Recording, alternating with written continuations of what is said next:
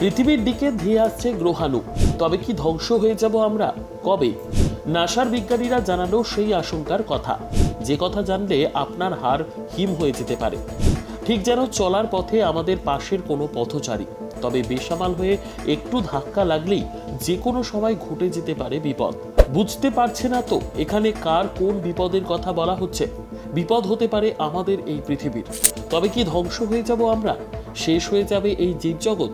এই নিয়ে যে কথা শোনালো নাসা।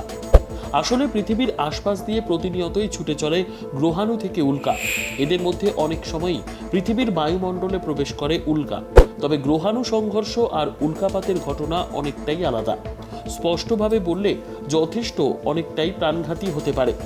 গ্রহাণুর কক্ষপথ ভর এবং বেগের ওপর নির্ভর করে সেটি আদৌ পৃথিবীর কক্ষপথে ছুটে আসবে কিনা, অর্থাৎ কোনো বিপদ ঘটাতে পারে কিনা। নাসার তরফে আশঙ্কা প্রকাশ করে বলা হয়েছে, তারা মনে করছেন 72% চান্স আছে এই গ্রহাণু হয়তো পৃথিবীকে আঘাত করতে পারে। তবে কি এর হাত থেকে নিষ্কৃতি পাওয়া যাবে না? পৃথিবীর ধ্বংস অবশ্যম্ভাবী, নাকি কোনোভাবে বেঁচে যেতে পারি আমরা?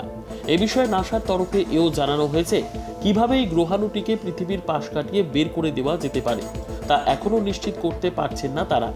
অন্যদিকে স্পেস এজেন্সির তরফে জানানো হয়েছে, এপ্রিলেই একটি প্রশিক্ষণের আয়োজন করা হয়েছিল। আগামী কয়েক বছরের মধ্যে কোনো গ্রহাণু হয়তো আছড়ে নাও পড়তে পারে।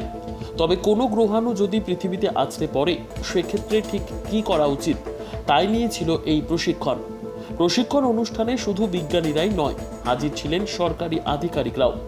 ওয়াশিংটনে নাসার সদর দপ্তরে এক আধিকারিক জানিয়েছেন, আগামী দিনে একটি গ্রহাণুর সঙ্গে পৃথিবীর সংঘর্ষের আশঙ্কা রয়েছে। অবশ্য সেই চ্যালেঞ্জিং পরিস্থিতি বিবেচনা করে কিভাবে প্রাকৃতিক দুর্যোগকে আটকানো যায়, কিভাবে এড়ানো যায় সংঘর্ষ, প্রতিরোধ করার জন্য কি কি পদক্ষেপ করা যেতে পারে, সেই বিষয়গুলো যথেষ্ট উদ্বেগের হলেও এখন গুরুত্ব দিয়ে বিশ্লেষণ করছেন বিজ্ঞানীরা। কিন্তু প্রশ্ন হলো, কবে ঘটতে পারে সেই ভয়ঙ্কর ঘটনা?